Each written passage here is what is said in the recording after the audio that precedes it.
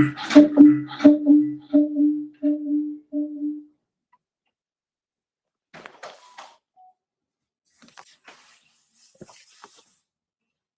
we in the ball game. All right, hallelujah. We're more established and set up this week. We got a little better setup. So all you gotta do is once you get yours set up, we can just once you talk through your mic on your phone, everything should be coming through. Even on YouTube? Yeah. Yep.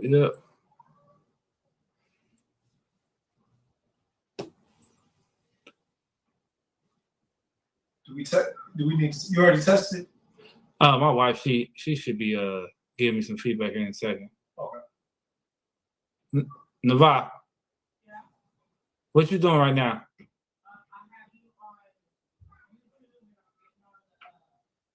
What, the YouTube? Can you hear me on the YouTube? Yeah, we ready. We good.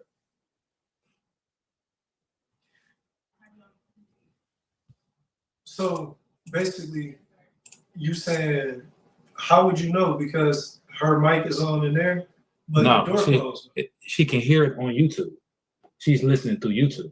I know, but remember last time it was messed up on YouTube. It wasn't. It was none of these mics is on. This mic is off. We was running through this mic last time. It was two mics going. It was your mic was going through here, and I had my mic on over here on my phone. So that's what I'm saying. So that ain't gonna be a problem this time. That mic. If this mic is not on. What was that? Oh.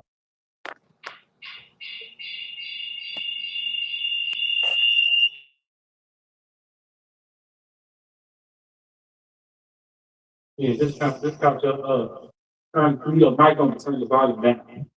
Yeah, I cut the sound all the way off over here, but we still get hearing this echo though.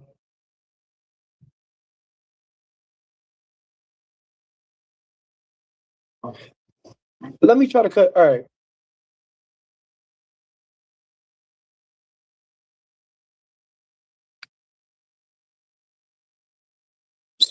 But this is what's causing the echo. Don't sound like because when I cut it off just now, it didn't echo. When I cut it back on, it's back echoing. That's what I was trying to listen over here. Okay. But that was just...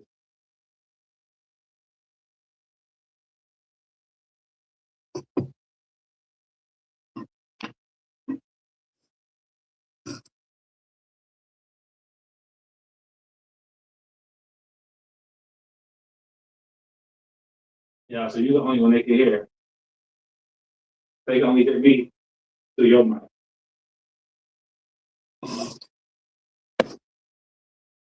So just now, you could be heard with this being on over here? Okay.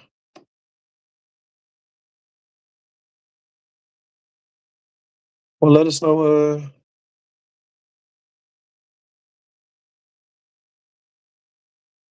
Well, we start in like 2 minutes. I know we like to start by 9:10. Okay.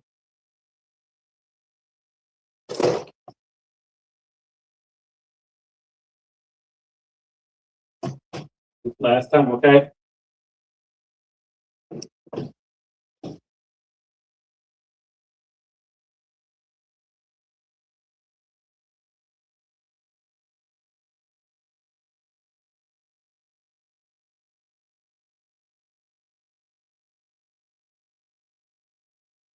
So now if I want to screen share, what we gonna be doing here, I will screen share it from here. So Facebook, share it like that. Okay, I see it. So, do you have that?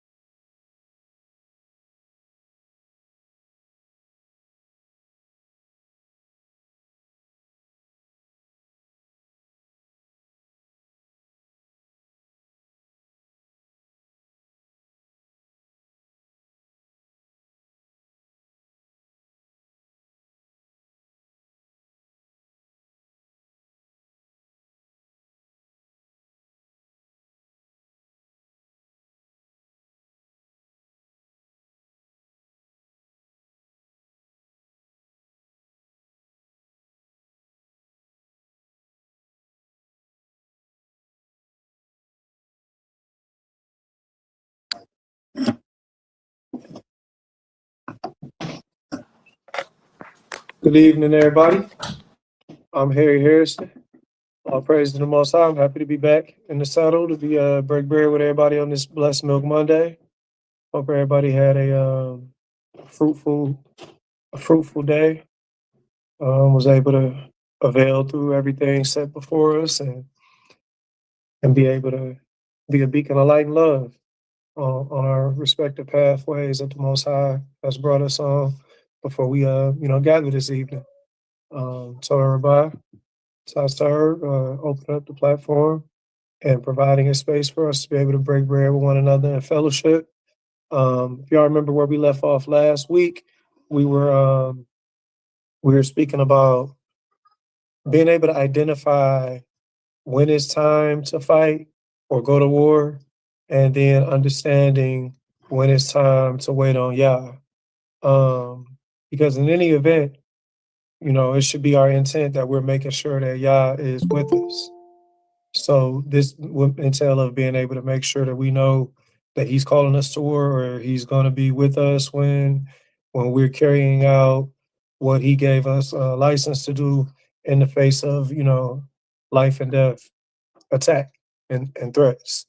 Part of what I wanted to accomplish here with this little two-part series was to make sure we're not taken astray, to make sure that those of us early in the walk and when we've been witnessed to and that brotherly sisterly love is ignited inside of us to actually care for the calamities of our people to resonate with us, that we don't go out and do something fringe and think like that this what the movement called us to do.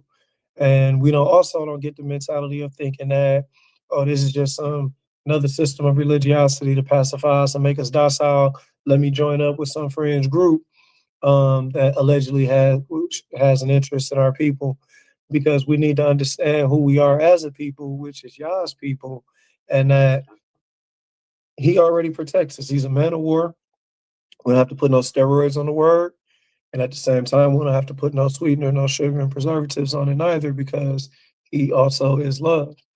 So, the bottom line we're going to come away from this evening is the reminder to stay disciplined, to stay patient, to stay faithful, to stay loyal, and understand that, our redemption is coming. Understand that we have protection so long as he has our submission.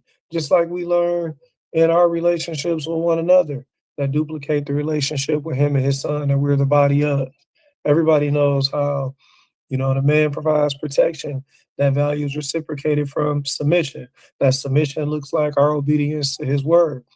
We're going to break things down on a microbial level some to take it beyond just nationalistic and tribal, because a lot of times we can get mind locked because we go to thinking about the prophecies that pertain to the sky cracking, Mashiach coming back home, and us being completely redeemed in a full sense of a nation on our land. And we know that prophecies have to be fulfilled before that comes, which may or not happen in our lifetime per se. So does it mean that every adversity that we're faced with would be life-threatening of ourselves, our families, assemblies, communities on microbial level, that we just supposed to take a swift kicking up the behind?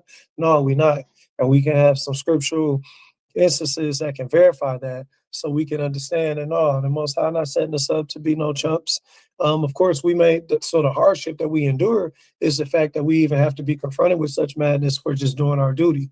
The fact that we have to overcome as much as we have to do, for just doing our duty. But at the end of the day, I do want to make sure that everybody has, is strong in faith, that it's going to require to be able to not back down from our assignments, respectively, that we've been given as assemblies, as families, as individuals, to not be weary, to not be discouraged, but to be encouraged, to not just do the work, but to stand guard and defend it when confronted with any threats, without any conviction or condemnation brought upon themselves, as if, you don't have a right, to defend yourself as a free person, as we should all know the truth makes you free. So, before we get into where we picked up off at last week, I'm going to turn it over to my Octa Sir from the pray us in, and we're going to break bread. All right, peace and blessings, everybody. We are going to go before the Most High in Palau in prayer to just bless Him, lift Him up, to invite Him to be in the midst of us. We know that in this world where there's a lot of darkness, there's a lot of distractions, there's a lot of things pulling us away from, wanting to be faithful servants and want us to stand on our rock, stand on our square, stand for righteousness.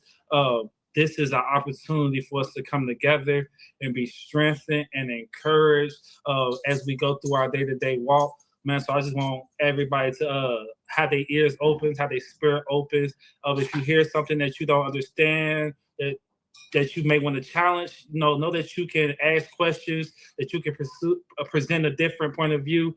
This is an open dialogue. It's just he's leading the discussion. He's bringing out what the Spirit put on him. But I want everyone to leave away from this moment edified. So, hallelujah.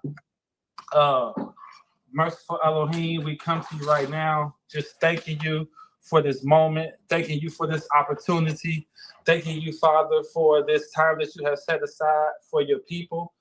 We pray right now, Father, that you will allow your word to find us, to penetrate us, Father, for your mercy has been renewed today, and we do not take it for granted, Father. We know the darkness, Father, that is in this earth that we are facing, and we just ask, Father, that you would just continue to just lift us up, to bless us, to guide us, to direct us, Father, that we may be able to endure, Father, in these troubling times.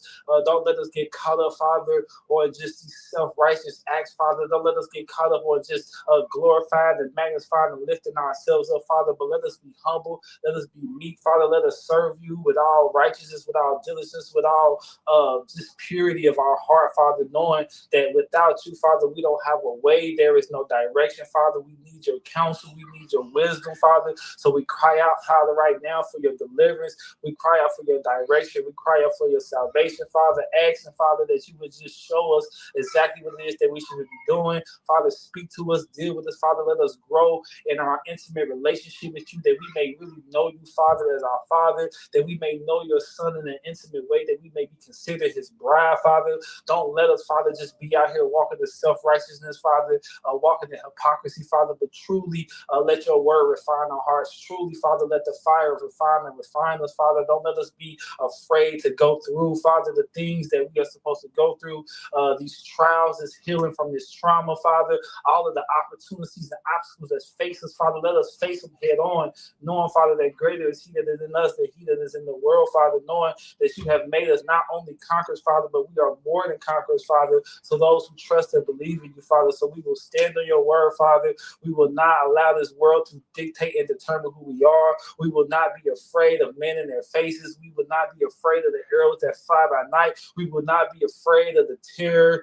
and all of the reports, Father, and the rumors of war. And we know all of the poison that's in the food and in the air, Father, but you have given us your promises, Father, that if we trust you, Father, that if we come to you, that if we pray and pray over our food, Father, that we will eat poison, Father, and it will in no way harm us, Father. So we stand on your word. We stand and we rest securely on your promises and on your word, Father, over our children, over our relationships, Father, over our loved ones, even those who don't know you, Father. We pray, Father, that our character will be refined, that we will bear the fruit of Elohim, that those who may see our walk, Father, may see our struggles, may see us go through, Father, that they will be able to rightly discern what it is that you are doing in our lives based on our character in the midst of our situation. So we pray for the man of Elohim as he speaks the word today.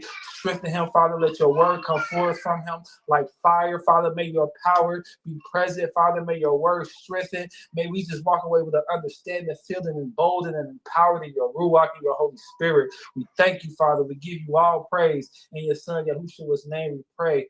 Hallelujah. So be it.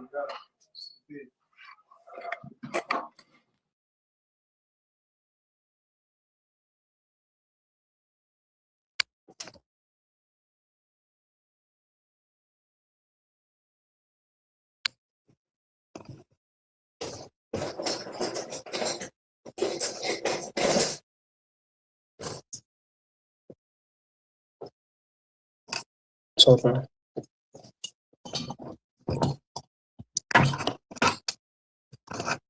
All right. So If y'all remember where we left off last week, I think find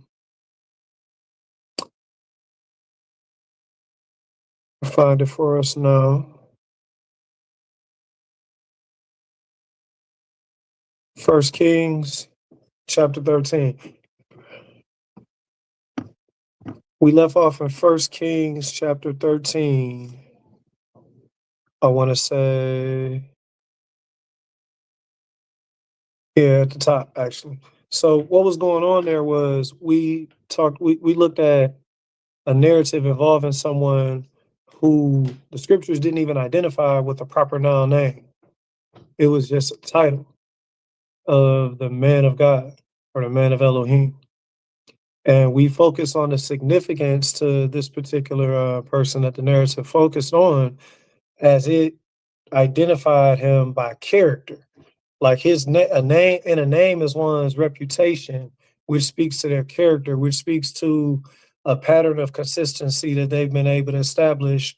So he walked around bearing the reputation of being someone after obedience to Elohim. So we obviously know in obedience to Elohim, we're able to represent him in character. Um, he was he was visited by someone that the Most High was dealing with at one point in time because he was identified as an old prophet, not like somebody that was actively who the Most High was dealing with. And we focused on just the social dynamic there as far as how a person can be being used by the Most High. And for that reason, they could be envied by someone who is not being used by the Most High, or maybe once may have been used by the Most High. And and they aspire to have that relationship, they aspire to have that anointing on them that they see that you have with the Most High. And in that now, that's men may have several different motivations for their evil. This is just one that we could see relevant in this situation. And he had evil in his heart for the man of Elohim. So he played the part of the false prophet. And what we needed to learn from that situation is that there are false prophets that will prey on you, that will, um, you know, may try to leverage you based off of be it age or seasoning or reputation for the works they may have done with the Most High in times past, because he had reputation of being a prophet from old times. However, he didn't consider his personal relationship with the Most High, as I can see that relating to the overall theme here, how sometimes we may find discouragement in just being caught up in the things that pertain to us as a nation in entirety. And of course, as a nation in our entirety, we haven't repented to the Most High enough to the point where he's going to call upon us to be redeemed and send his son back and gather us up. However, his son reverses curses.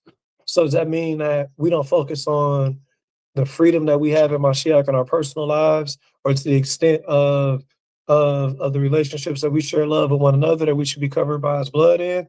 That only happens when you're not focused on that personal relationship. And the man of Elohim here, he wasn't focused on that personal relationship to remember his calling, to remember that the Most High was dealing with him and was speaking to him directly. And we can relate to this whether or not we're prophets and however, we can identify him speaking to us through the course of the actions that he show us in response to our obedience or disobedience. But we know his word through the law and the testimony and the prophets. So we know that if one comes and speak not according to those, there's no truth in him.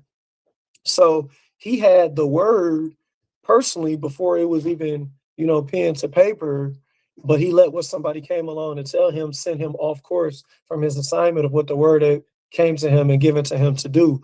That same false prophet ended up turning around and taking his spot, so to speak, like he was endeavoring to do, because he had a true word for him, which was condemnation for him being deceived and going off. The same person that will try to lead you in deception and bring you down will be the same person that condemn you for going for it. And that's how it played out. Now, how this pertains to the warfare thing. Well, he was killed on the expedition he was setting out to make, that it was prophesied to him he wouldn't be able to make. He was killed by a lion. And we know the way wild animals kill, they're typically aiming to eat. He didn't eat him up, he left him on the way.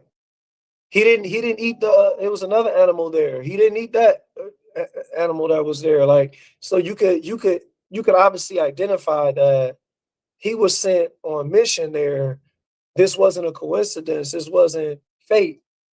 This was the Most High seeing to it that, like, I know in street organizations or gangs, they call them DPs, demonstrated punishment. This is the Most High setting a demonstration there, because all throughout the scriptures, when he gets ready, every time you see the word of the Most High come to someone to impart upon them a prophecy or instruction, and it is of Yahuwah, he reminds you that who he is in reputation fashion. And typically you would see he reminds you of the freedom that he gave us when taking us out of Egypt or whatnot. His reputation, his namesake, this is one of the common core 10 commandments given to us about not taking his name in vain. So he won't be mocked. He won't allow these things to take place. So in that instance, his namesake would have been compromised had he been walking around, conducting himself, carrying out works, thus saith, because he's following this as per word of a so-called prophet, as if it's thus saith the Most High, and it's not. And then he's still bearing the reputation of, man, no, he had to take him out of here.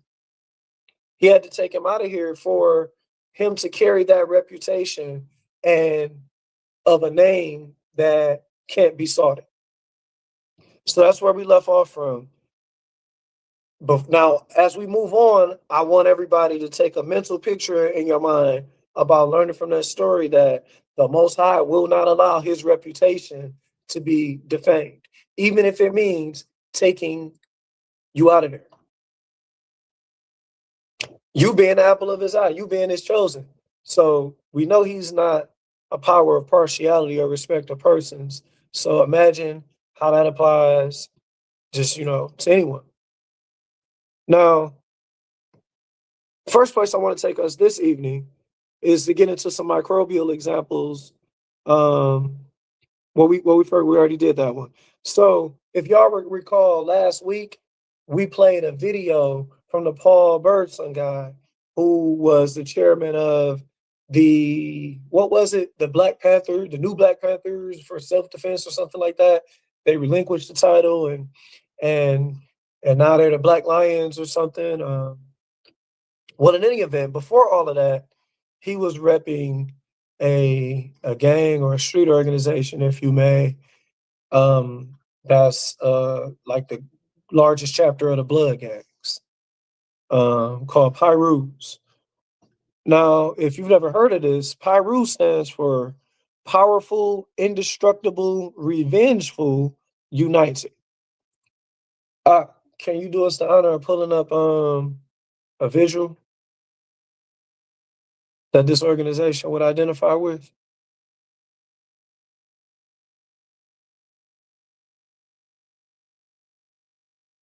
Okay. So if you take a look at this, right, at the surface, one might assume, oh, power, the Most High is power. We should be powerful, indomitable, unity. Seem like they got some values. It's not just about, if you just totally green and don't know anything about how the streets work, as if people don't snake their, as if it's not expected to be able to trust no one. At the surface, you might think like, okay, maybe they trying to take action. What rapper comes to mind? Oh, ironically, with this, we talking about the Blood Gang. All right, what rapper comes to mind off the top of the dome that we know branded himself and with some authenticity, was born into a revolutionary lifestyle? It resonated with him within his spirit. He was frustrated with cats on the East Coast that was just pushing doctrine and being information hustlers. And He thought that the street organizations was where it was at, that them was going to be the true soldiers with his direction, that we could institute a new party, and one of his rap label mates could be in the cabinet. Who was that? Who that sound like? Absolutely. He died how old? 21. With this same organization, by the way. Now, if you zoom in and you look at what these people are throwing up, that's interesting, because on one end, it would, I guess there would be an attempt to make a B with the fingers, but it looks like it could easily also be perceived as a 6 with 3 fingers, 3 and a 6. Interesting. It looked like we see somebody with horns being thrown up right there. So we see a brand identity that denotes a contrary alliance than that with the Most High himself. We know 666 to be the mark of the beast. Even down to the name. Is revenge a characteristic that we should be associating ourselves with? Absolutely not. One of the core rules in sadistic Satanism, do unto others as they do to you. We know we're supposed to do unto others as you want done to you. It's a different, more powerful disposition we're supposed to carry than being a reactionary people that can be puppeteered, as is the mentality of revenge versus the peace that one walks with and knowing that vengeance belongs to the Most High. Now, granted, this isn't a new concept that we've been confused upon. We know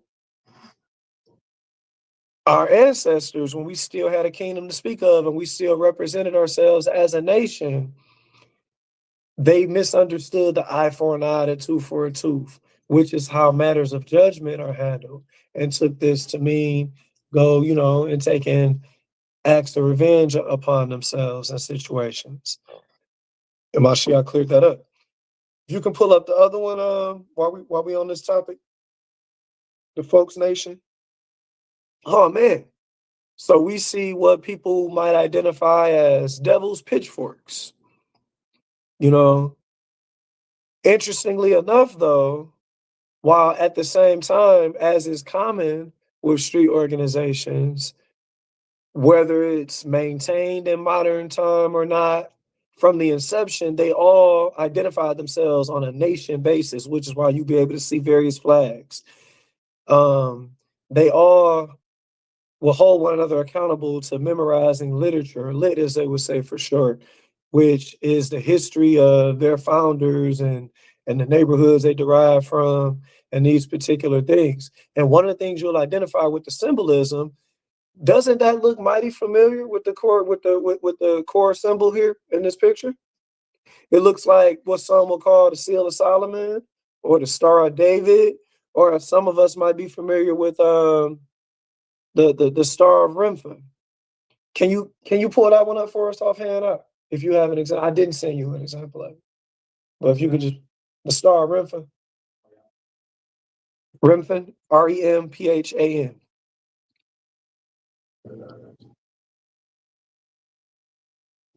Now here is a particular idol identified.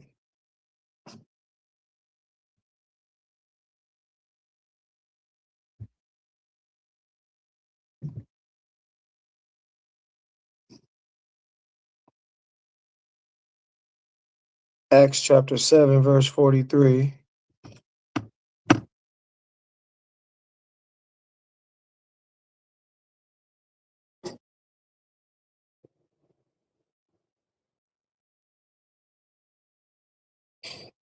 Yeah, you took up the tabernacle of Moloch and the star of your god, Remphan, figures which you made to worship them, and I will carry you away beyond Babylon.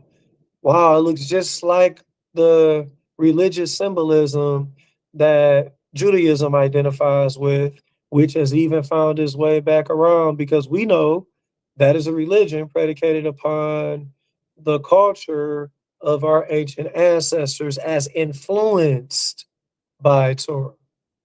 not an exact replica of adherence to Torah, but a culture that was influenced by Torah, particularly the people of that culture that denounce Yahusha, despite the scriptural definition of a Jew, being one that is a follower of Yahusha as the Messiah and believer of him to be the Son of the Most High.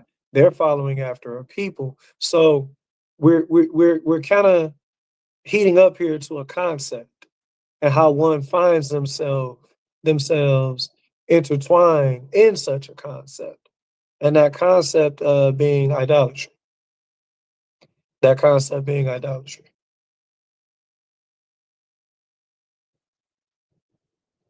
So we already see organizations that at the surface, from their symbolisms with the gang signs, you know, sometimes even with the names, we know Blood's been a rival to the Crips, Community Revolutionaries in Progress. They're gonna position themselves just like how the adversary positions himself as an angel of light, presenting upside to a tangible, solution. However, it says in one second.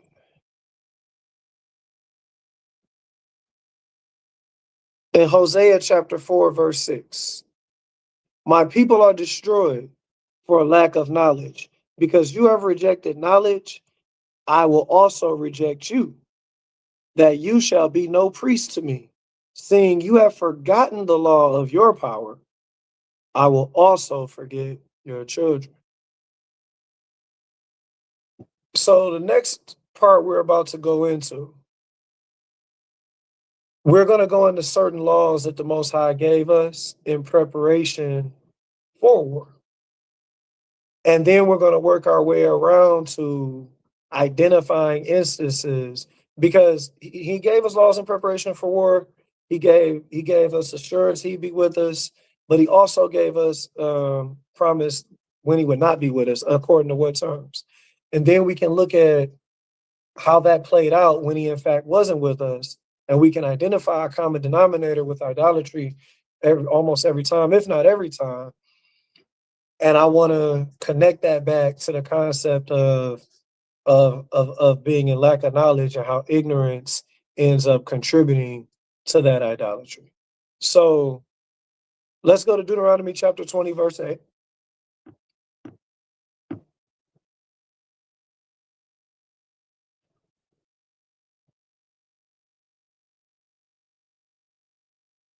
And officers shall speak further unto the people, and they shall say, what man is there that is fearful and faint-hearted? Let him go and return unto his house, lest his brother's heart faint as well as his heart.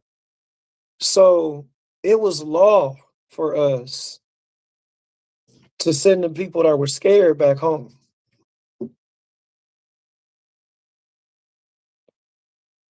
Tassar, what principle can you think of that this law is reinforcing, that this law is guarding? Oh, not being afraid. Mm-hmm. That's a direct antonym to what? Start with the same letter. Faith. Faith. Faith.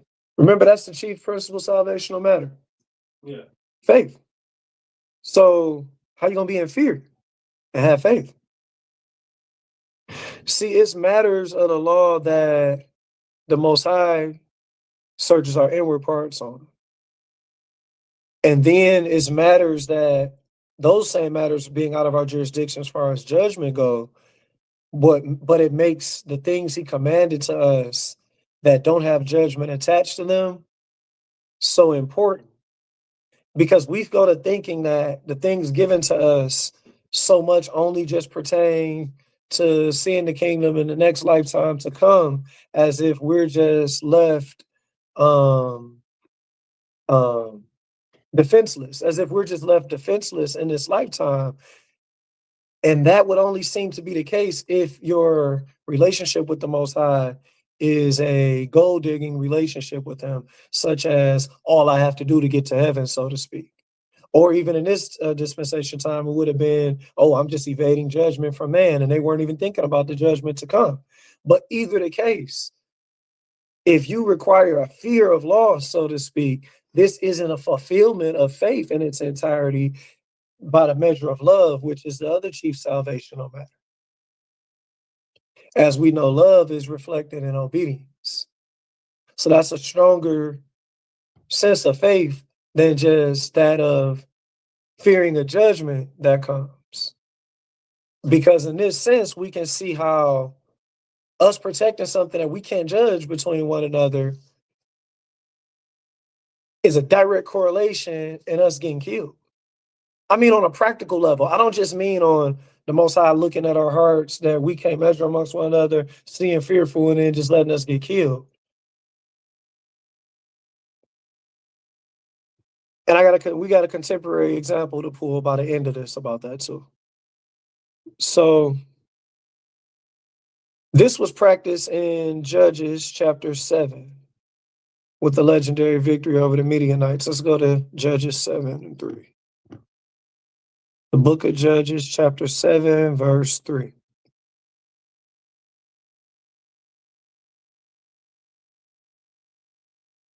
I'll start at verse 2, I'm sorry.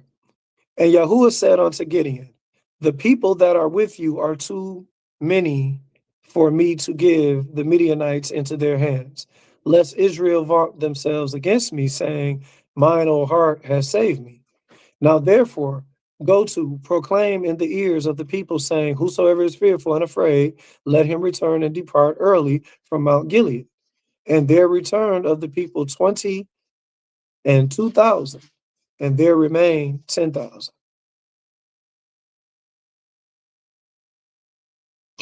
Something else we're supposed to do before it comes down to going to war. Now, granted, these are situations where things were attempting to be imposed that would cause one to compromise. As we spoke on last time, we should have no compromise in our blood. You know, whether from any vantage point, whether it's from participating in politics, from a voter to being active in politics, from being a politician yourself, to being, now granted, you're not a politician yourself, and you're like how we may have seen Daniel or Joseph or different ones. They may have been active. They were active. They weren't compromised in their participation. They can't fully control those who they influence, but with their influence, they were uncompromised. Even an outside nation, we were told, yo, you're not to sit up there and make covenant and mix. We're already in covenant.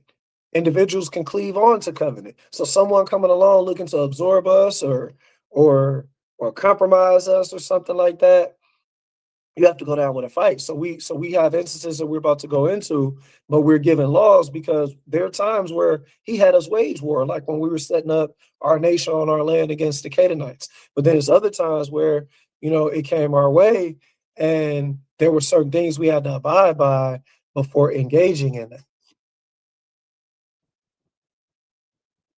This is still in Deuteronomy, a few verses down, chapter 20, verse 10. Deuteronomy chapter 20, verse 10. When you come nigh unto a city to fight against it, then proclaim peace unto it. So this is practical as well. You're not trying to go to war alongside no punks in anything, period. This is why in sports, they often have preseason conditioning. You might have some skills. You might be a competitor. You might have some athleticism, but what happens when your muscles gonna fail on you earlier than the 4 quarters that you have to play? It's not fair to your teammates alongside of you that are out there still competing at a high performance level to be able to come out on top. Preparation. You got people that are not mentally tough because they lack faith. They may sell you out. or just may not be able to uphold their end, get you killed unnecessarily. Same thing with the pledging of peace. Oftentimes when the Old Testament is neglected and we just cherry pick on the new, you get these certain questions of, are we being asked to punk out? Because why am I praying for my enemy or something like that? Well, remember who the vengeance belongs to. This principle is established with precepts like these that we're going over from the get-go. We were always commanded to live peaceable with all men if possible. Even when it's being brought our way, we were always, because there could be discrepancy. Sometimes a person can have a problem with you because they think you have a problem with them. So our intent should have always have been to fulfill the divine inspired purpose given to us that our Messiah fulfills coming through our lineage, as far as being a light to the world. We weren't put here on the adversary's mission to kill and destroy. It was instead to be a light. So in doing your due diligence and doing yours, now this is on a nationalistic level. And we're going to go on to show this on a more microbial level, but even on a nationalistic level, the rules that the Most High set this thing up to play according to were that if we're on purpose, Israel, that he gave us as a nation, and now it's a matter of them putting themselves at enmity with him. So again, we're just doing his work, because otherwise it's like he'd be being a respecter of persons on our behalf, which some people even believe him to be, but he's not. And these precepts show and prove that to him, for him to be a just power, because now it's literally defense is justified. It's not a matter of, oh, well, they thought they were under an impression that they were attacked with full conviction of faith, and now you're attacked, and now we're just killing each other unnecessarily. You're supposed to pledge peace. Now, granted, one may ask then, is this a tactic of deception? Is this and no, it's not. You may think this way though, if you're not already coming from a vantage point of understanding that you're supposed to be ready for war. I'm going to give an example in Genesis with someone that we have identified to be a friend of the Most High. So this must be somebody of character that's pretty reputable. And this is our ancient forefather, Abraham. Let's go to Genesis chapter 14, verse 14.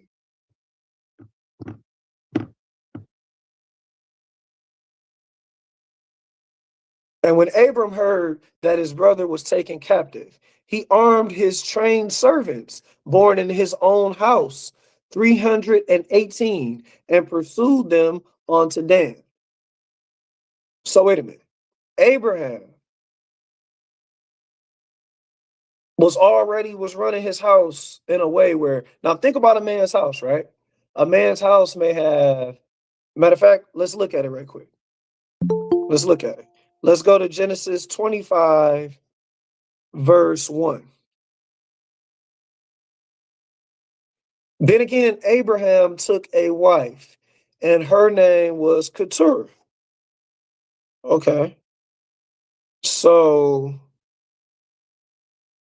let's jump down and look at verse 6. But unto the sons of the concubines which Abraham had, Abraham gave gifts and sent them away from Isaac his son, while he yet lived eastward onto the east country.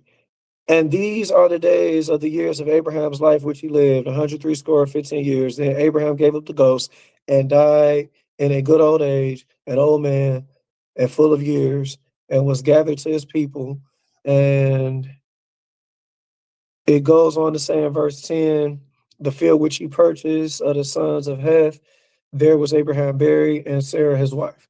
So we know Isaac was of Sarah, his wife. Keturah, another wife. What was the name of the first concubine he had that Ishmael was born to again? Hagar, right. So Hagar was sent out. We understand there was some bullying going on between the sons there. However, we see he had other concubines. We know a man may cover a woman by her being service of maid servant to the household. He may have other brothers who may be obtaining redemption and be back self-sufficient, and they're there in the form of manservants in his house. We know a man can have sons in his house, daughters in his house. So people are often familiar with Abraham being polygynous, maybe not to the extent. A lot of times people haven't, paid attention to the fact that he had concubines and another one. Well, this wasn't just for vanity's sake, though. This was somebody that was fulfilling an assignment given to him. It say the call gonna end in 15 minutes. So I guess if we can do something to prepare to offset that or whatever. But or I mean, if it just cuts us off, y'all just be prepared to. I think we could just log back in with the same link, if I'm not mistaken. But in 15 minutes, it may shut us down. But we still building. But no, in any event, though, we know word was given to him and his wife that there would be many nations that would come forth from him. So he understood at the very least that much, that there was an assignment there. In that, we understand nations need defense. So he was very intentional about the necessities that this would entail of, and he wasn't just sitting around, because what we can see with these people he had in his house. Now, granted, obviously, to be able to preside over a large multitude like this, you got to have your business together.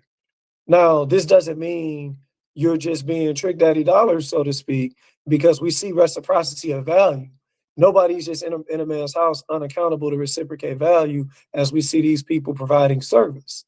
But even still, businesses go out of business when they're incapable of being able to provide for their help with the provision necessary for them to reciprocate their service. So he had his business together, and it wasn't just how people try to paint the picture, oh, that women have some money. Like, he had his business together to be able to have sustain a foundation, to build family with, that he would then be able to have work taking place in his family, in his house, that if you're a part of this system, this regime. As I sit here in the house with my Ty serve, I've been able to bear witness, this man being called with a music ministry. I've been able to bear witness, all hands on the plow, with his family having a commitment together in that area. I've been able to, while being enlightened to the truth and being a disciple of Mashiach and a teacher of the word to others, I've been here in the evenings and prayed with him and his family and his children together. This is beyond just a thing of, we do praise and worship at service, so we teach you to go home to do it. And it's like, so this is an area you're presiding over, but your very own household isn't engaged in this with you. The work that you're called to do, that's family business. That has to do with the legacy contained in your namesake that a woman is joining on to you for. So we see Abraham was raising up some soldiers, 318 soldiers. That's powerful. So what I'm getting to here is, when you understand, okay, 10% of we were set up in a system where 10% of our people would be impoverished at a time. The tithes will cover that. So by and large, we were endeavoring to live a self-sufficient lifestyle, not just because we think about owning businesses and stuff like that now, polygyny, these different things. These are topics that we typically, the modern day cultivated mind just reverts to thinking about being rich. Well, understanding that we had, and we're going to go over a Torah portion about this at the end too, understanding that we had not just responsibilities to ourselves and our families, but social responsibilities to be able to cover sisters, to be able to give opportunity to brothers, but also at the same time too, and with that, we were prepared for whatever may pose as a threat to that. How many instances can we think of here in America where we decided to be enterprise and be business minded, and we unionized, we came together, and you've seen a Black Wall Street, next thing you know, it's getting bombs dropped on it. Now, we're going to talk about a little bit why the Most High even looked the other way at letting that happen, because his word don't come back void. But even on a practical sense, he was talking to us with expectation to be in obedience. But in that obedience, there were practical things that are given because he don't have us out here doing sorcery. He has us doing things that have a cause and effect relationship in a natural sense here. So we're not able to evade righteous principles. We're not able to just be satisfied in the absence of love. Like that's literally the mind of a fornicator in principle.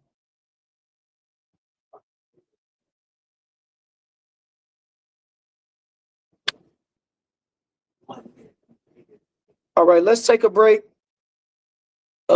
Like I say, I don't know why this thing is counting down. It's saying it's 10 minutes, but yeah, we're gonna take a bathroom break right quick and give us like 2 minutes, 120 seconds.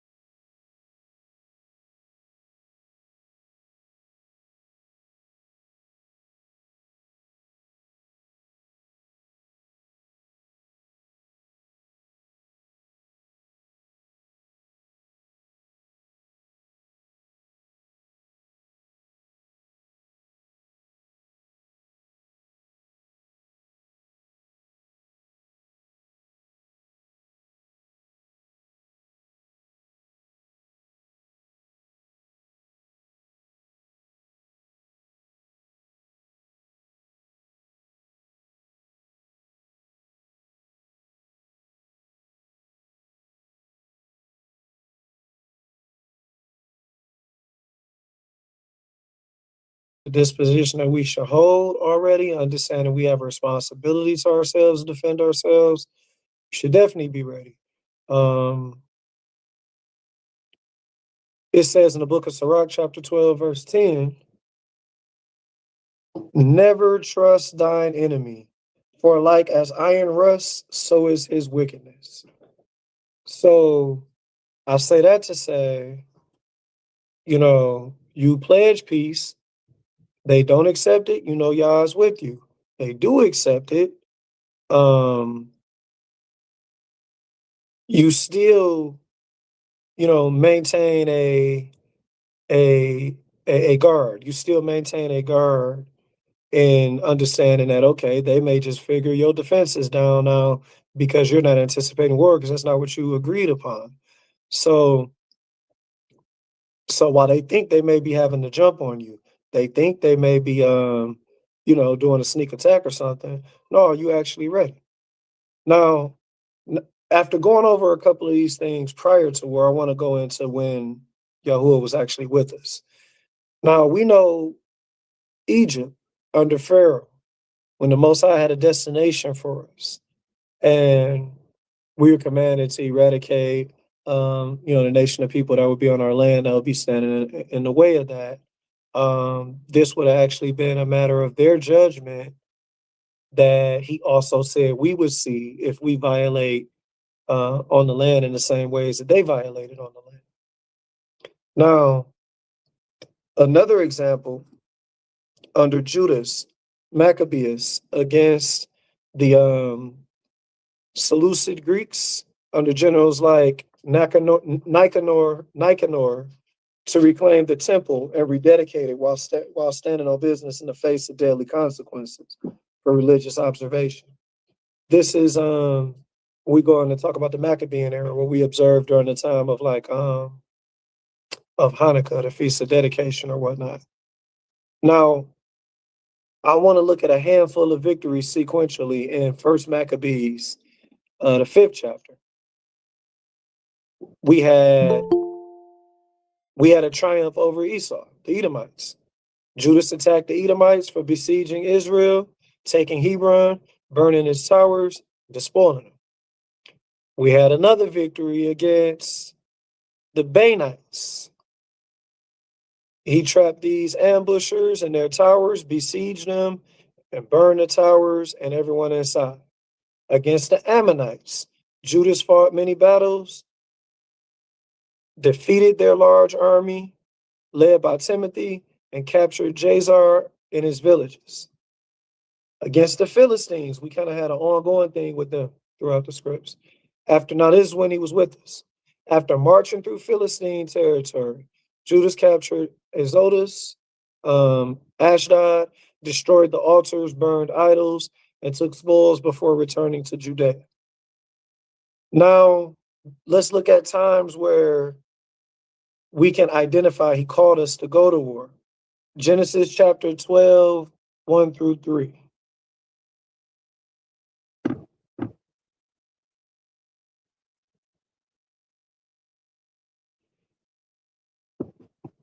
Now Yahuwah said unto Abram, get ye out of your country and from your kindred and from your father's house unto a land that I will show you.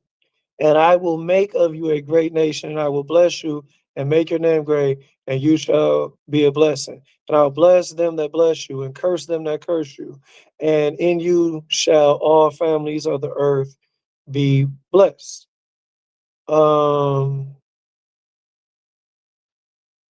Joshua chapter 1, verses 1 through 9.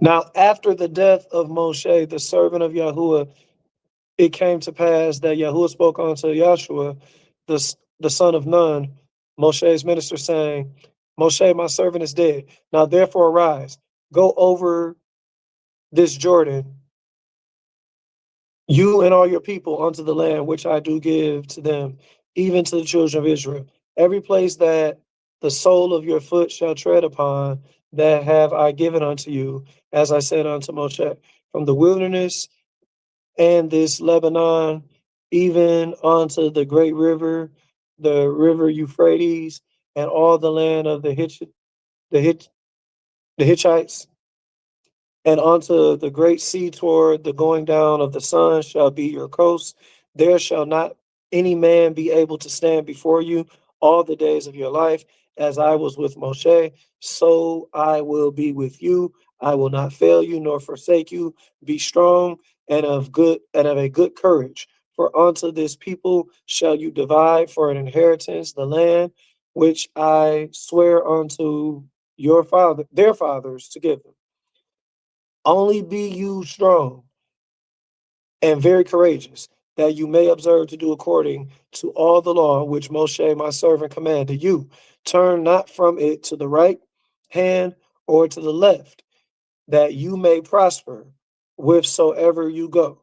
This book of the law shall not depart out of your mouth, but you shall meditate therein day and night, that you may observe to do according to all that is written therein. For then you shall make your way prosperous, and you shall have good success. Have not I commanded you, be strong and of good courage? Be not afraid. He commanded us to be strong, of good courage, not afraid. Neither be you dismayed, for Yahuwah your power is with you wheresoever you go. Now, this is pertaining to the conquest of Canaan, when it was time to fulfill that promise to us. Battle of Jericho. Elohim wanted to demonstrate his power and give Israel the city as part of the promised land. This is in chapter 6, verses 1 through 2. Now Jericho was straitly shut up because of the children of Yisrael. None went out, none came in. And Yahuwah said unto Yahushua, see, I have given into thine hand Jericho, and the king thereof, and the mighty men of valor.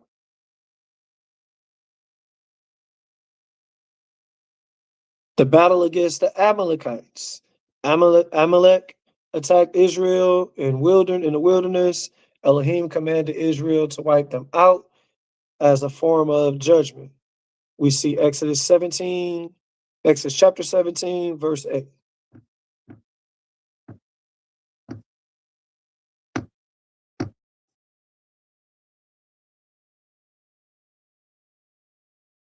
And we're going to read through 16, 8 verses.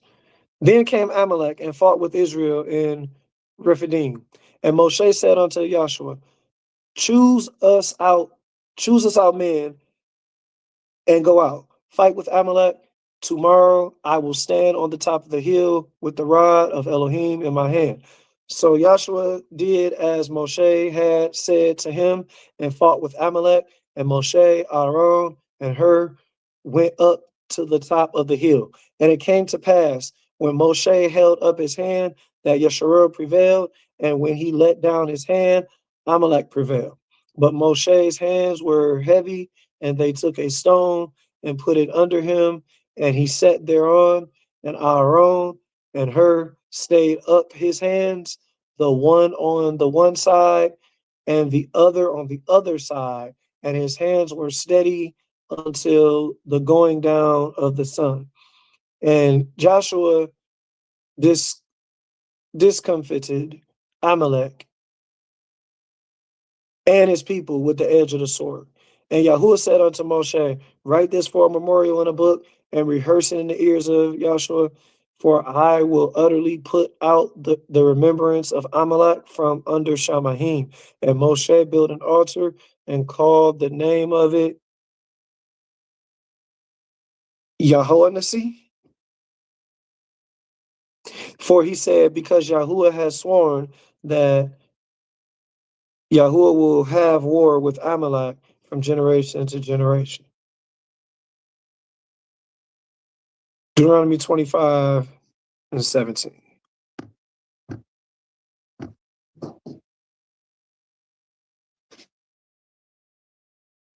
Remember what Amalek did unto you by the way, when you were come forth out of Egypt, how he met you by the way and smote the hindmost of you, even all that were feeble behind you, when you were faint and weary, and he feared not Elohim.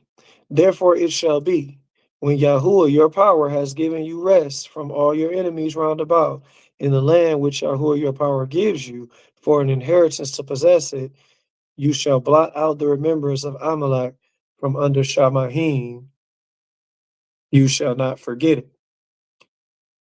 Now you see the Most High, he didn't forget that. So he remember he as he tells us now, remember the time of the days of old, and so like vengeance is his, and he tells us what the faith and the patience of the saints are. So this is something you believe is coming to pass, that you're waiting patient for. He gave us rest in dealing with those that. Now, granted, why did this have to be discussed to Joshua though? Remember, he was only one or two that made it from that generation. So these new generation wouldn't even know. But he revisited this when it would be. Do you think that he would have, Tassar, how do you think it would have went, just practically, just using some practical wisdom?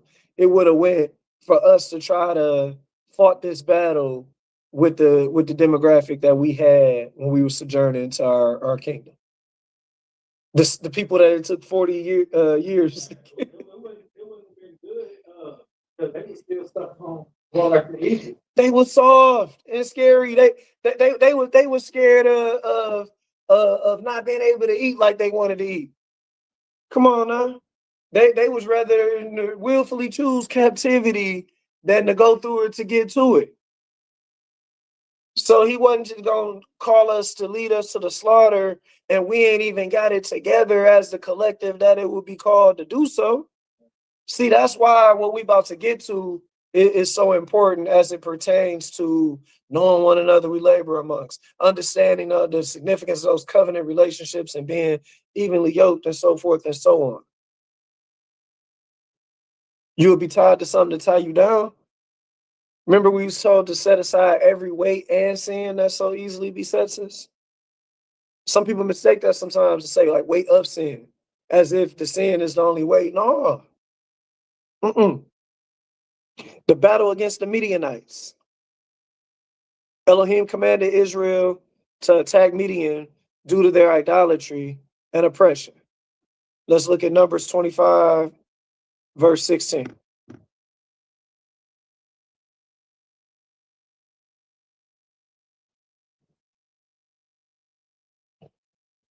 16 through 18. And Yahuwah spoke unto Moshe, saying, vex the Midianites and smite them, for they vex you with their wiles, wherewith they have beguiled you, deceived you in the matter of Peor, and in the matter of Cosbi, the daughter of a prince of Midian, their sister, which was slain in the day of the plague for Peor's sake. Let's jump to chapter 31.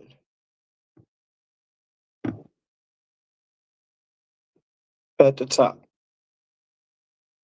Numbers 31, verses 1 through 3.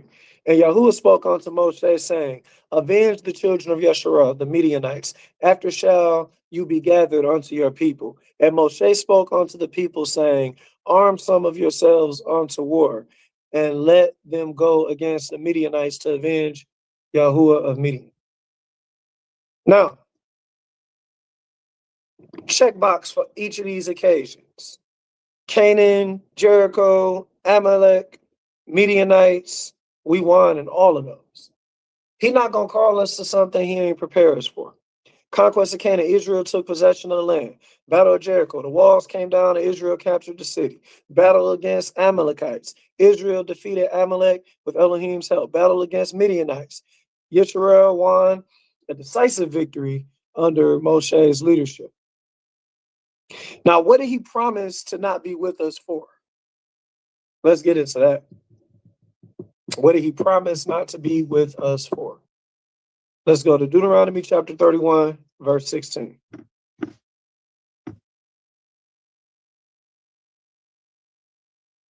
And Yahuwah said unto Moshe, Behold, you shall sleep with your fathers, and this people will rise up and go a whoring after the powers of the strangers of the land, whether they go to be among them, and will forsake me and break my covenant which I have made with them.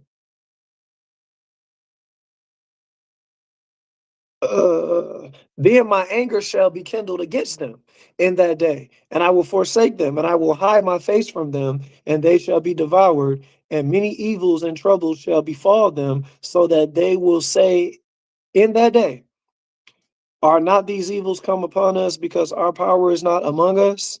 It's a sign of knowing our power is not going to be among us. And I will surely hide my face in that day for all the evils which they have wrought, in that they are turned into other gods. Deuteronomy chapter 32, verse 20 through 21. Next chapter, Deuteronomy 32, verses 20 through 21. And he said, I will hide my face from them. I will see what their end shall be, for they are a very froward generation, children in whom is no faith. They have moved me to jealousy with that which is not the most high power. They have provoked me to anger with their vanities, and I will move them to jealousy with those which are not a people. I will provoke them to anger with a foolish nation. So this speaking of people in a time, you got to think we're just being set up as a nation. You had people that may have not obtained civilization as organized nations yet, which it would have been like, oh, those people. As we are learning set apart living and how perversely contrary the ways of the world are, that we had to be born again from, that we're praying to be redeemed from, we're beginning to see how foolish of a nation that this would be, that we would be given onto, to understand the embarrassment of it.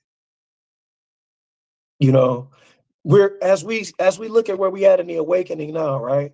And we see a lot of the hostility from the faction of our community that will be deemed as radical extremists or whatnot.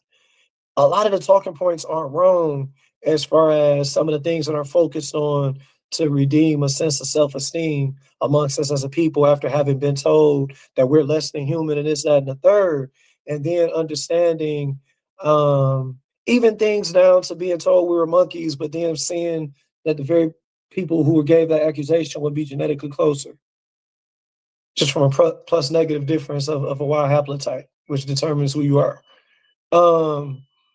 It would be these things that define ourselves being ruled over in the face of those particular facts, that it would be humbling, and it should bring us to a place of embarrassment, as to say, man, where are we at?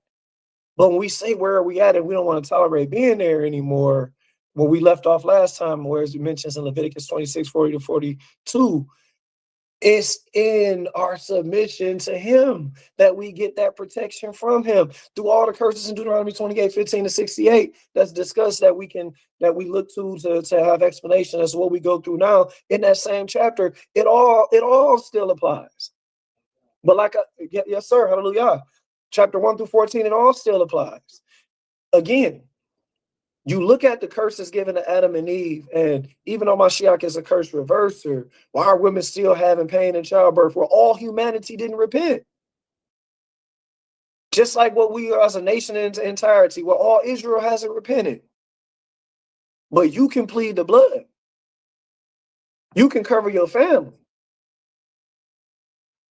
You can make sure you evenly yoked with those that you assemble with. So in that, you're fulfilling what's promised to you for those blessings, and you need to walk in that authority. Now, idolatry is a common denominator of what we keep reading about. I want to double back to what it said in Hosea chapter 4, verse 6, because I think we overlook something here. That's not really that hard of a concept for real. My people are destroyed for lack of knowledge. Because you have rejected knowledge, I will also reject you, that you shall be no priest to me. Seeing you have forgotten the law of your power, I will also forget your children. So I want to identify a correlation between ignorance and idolatry. So I want a response from somebody, anybody. How do y'all feel about airplanes, cars, vehicles? Like, how do y'all feel about a man taking his hands, creating some technology that may have not been available in yesteryear? How do y'all feel about that? Is that sorcery, idolatry?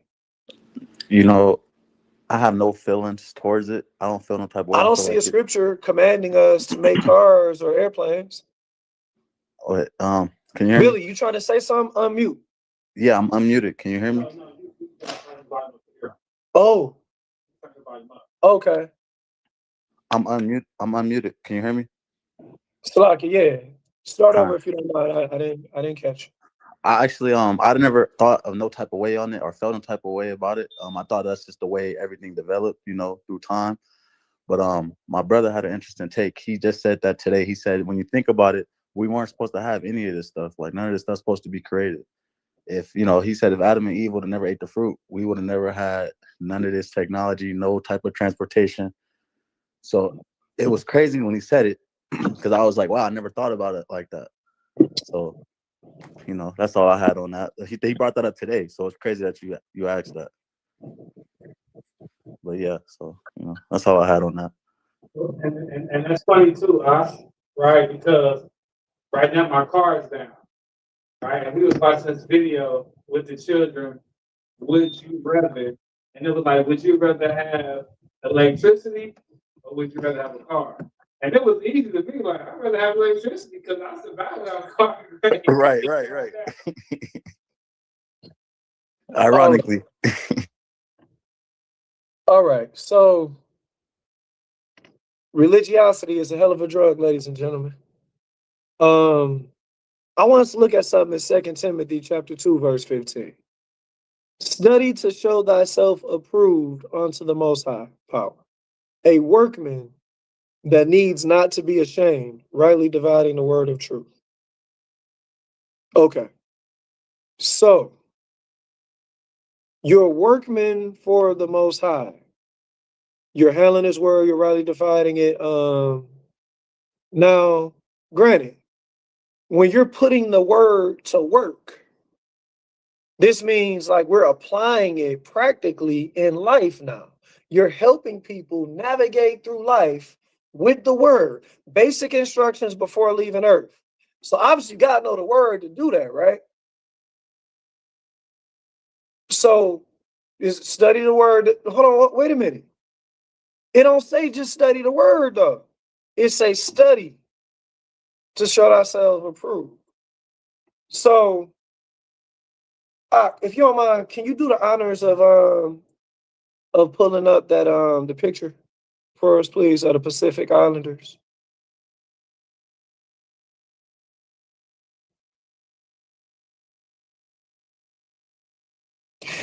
Uh I would have Billy, I would have to rebuke that Yahushua Mashiach's name.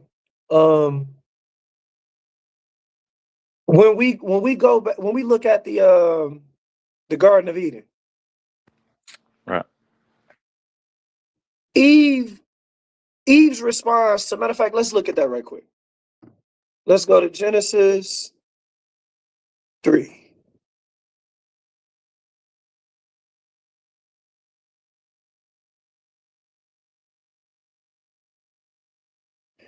Chapter 2. And the woman said unto the serpent, we may eat of the fruit of the trees of the garden, but of the fruit of the tree which is in the midst of the garden, the Most High has said, you shall not eat of it, neither shall you touch it, lest you die. Let's go back a chapter.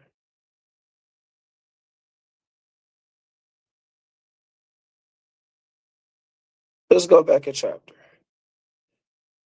Because how many times in the New Testament do the Pharisees come making claims on the law that we can't verify? And how many times are Christians deceived by that, as to say, see, he was rebuking them for what they was coming with the law. That's why we shouldn't keep it. Preaching lawlessness out of ignorance, because they don't know what the word said in the first place themselves.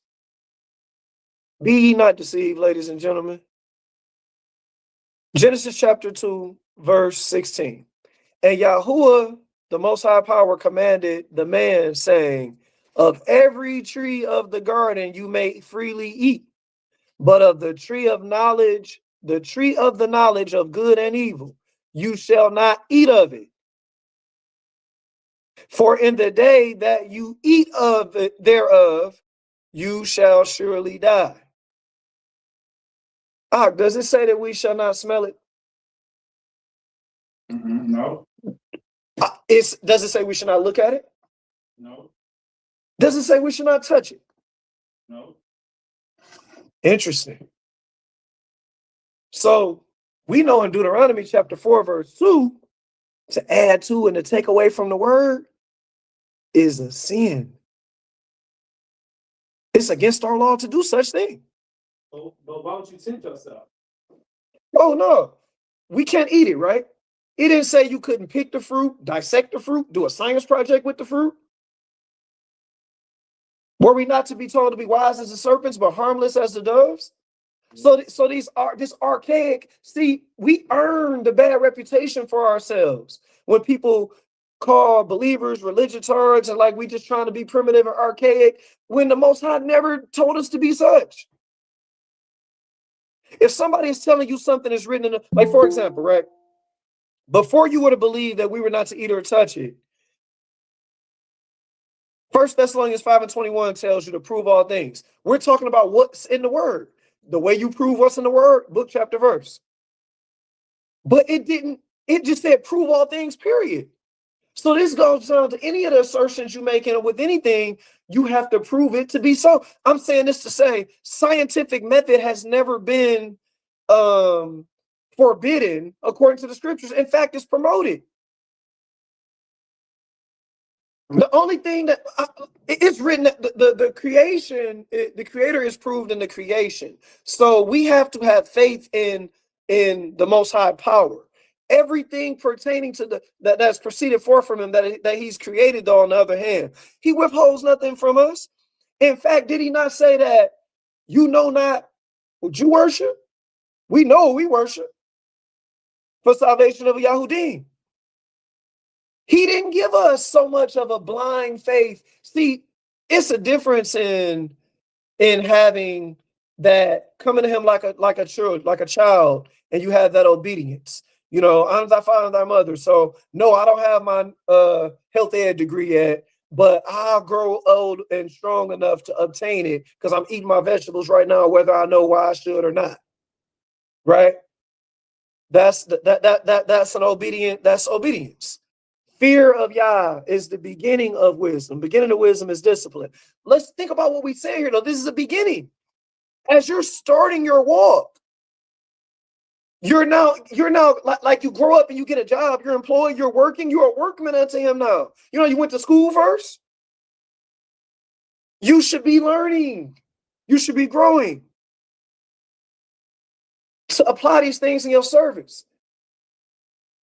The Apostle Paul, did he not make himself all things to all people? Meaning he could relate to the Greeks. He could relate to the Hebrew. He would have to have been able to know and spoke some Greek to understood their culture some.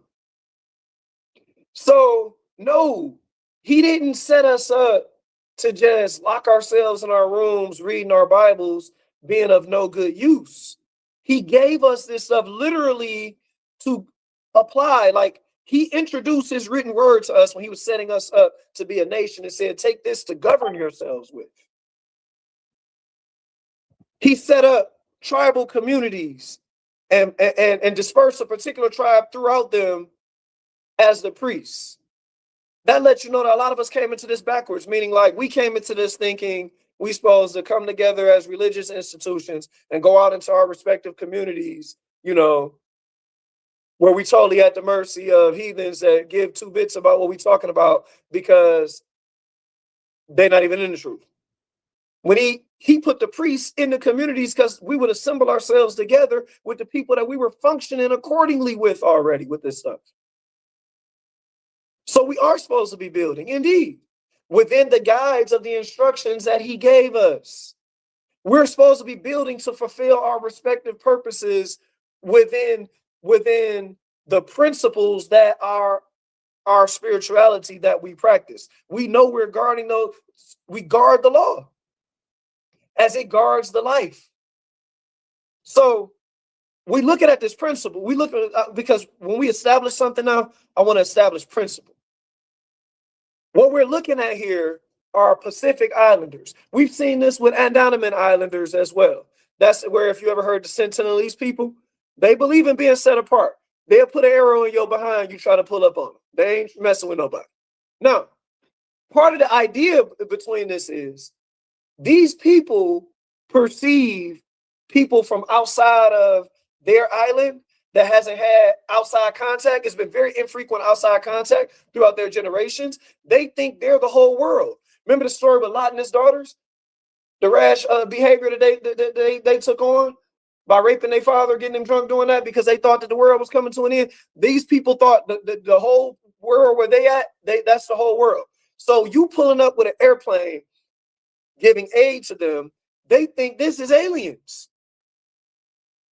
They have no knowledge of the technology being used there. What you're seeing in this picture is idolatry.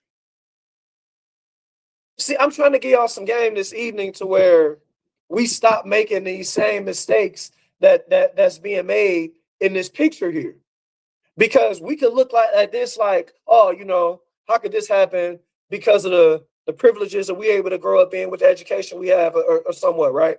But let's talk about the concept of aliens, so to speak, as that word is actually used in the scriptures. And one would say, oh, but that's different context, Harry. That's just talking about a person from a far place. Who said that it's anything else, period? No matter how far you're particularly talking about, no matter how far of a terrain you're talking about. Have you ever heard of Greenland mentioned in the scriptures? Have you ever heard of Australia mentioned in the scriptures? It's buku terrains of existence that we can verify, provable, that are here, but it's talking to us about what it's talking to us about.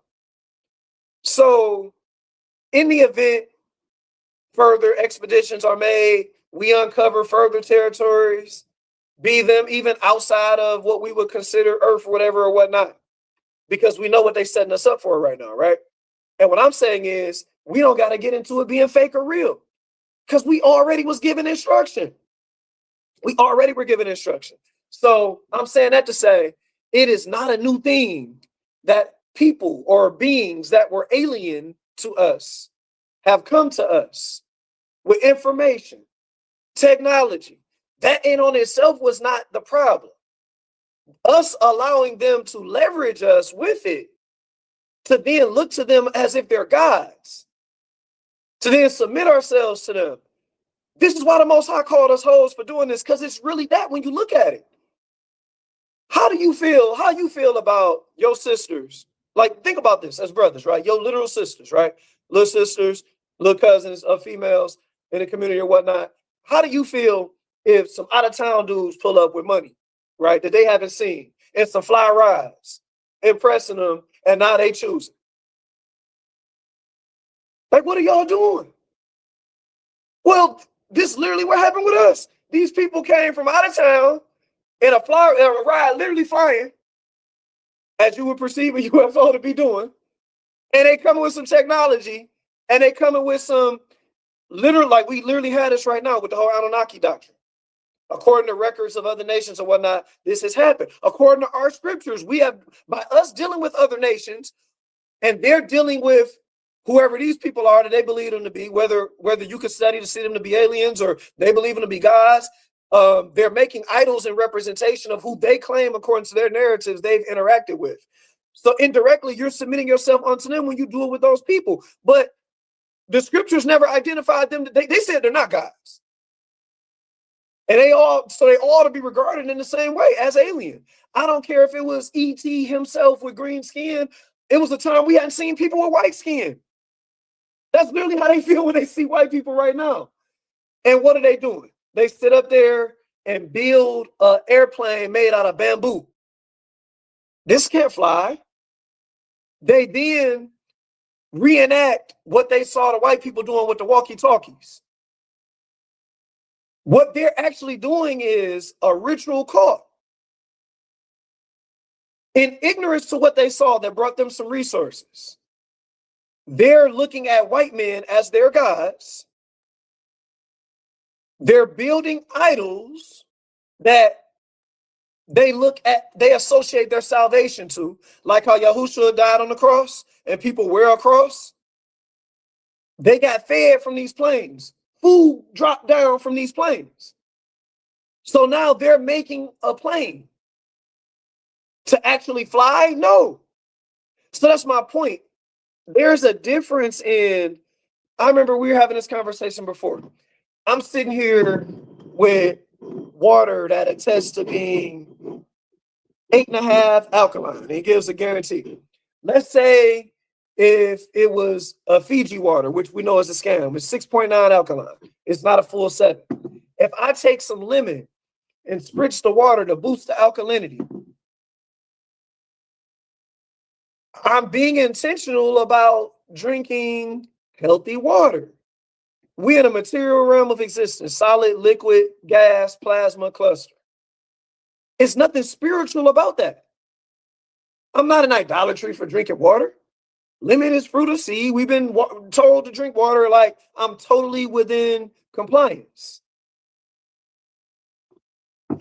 We have laws of cleanliness. Clearly, the Most High cares about cleanliness. So if I were to sit up here and sanitize this table that I'm sitting on or whatnot, not an idolatry.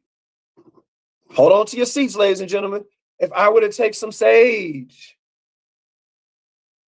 or frankincense, detoxifying the air, gas, but see, I lost some people because they may not understand the science behind gas. And if you notice in all this new ageism and all that, right? We got the fruits of the spirit. When you look at Galatians 5:22-23, there's not anything tangible you can reach out and touch there. These are principles. Principles we embrace on a level of enmity. What's that enmity with the spirit? Flesh. We wrestle against what? Principalities, spiritual wickedness in high places. But when you get into the heathen way, the pagan way, it's rooted in ignorance. It's rooted in where my scientific knowledge runs out. Let me spiritualize it. It's nothing spiritual about boosting the alkalinity of water. It's nothing spiritual about washing your garments. It's nothing spiritual about detoxifying the air. It's nothing spiritual about it. But when you do spiritualize it, though, when you do make an idol of these things, taking stones to extract metals out of your body or whatnot with different treatment. When you spiritualize any of these things that are natural sciences, now you're in idolatry. Now, so how does one avoid this? Don't partake in stuff you don't have any knowledge about what you're doing. Don't just have a ritual belief in something and not prove all things to verify that it is so. I think that's an easy rule of thumb to follow, I would say.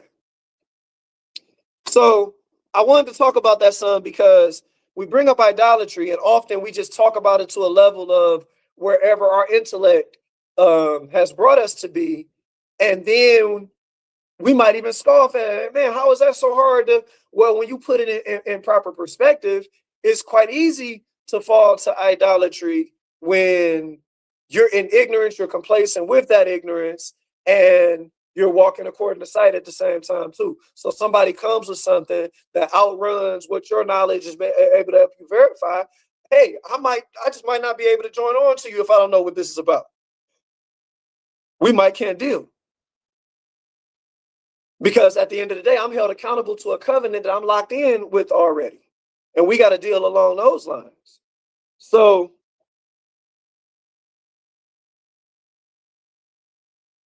we talked about when the Most High was with us.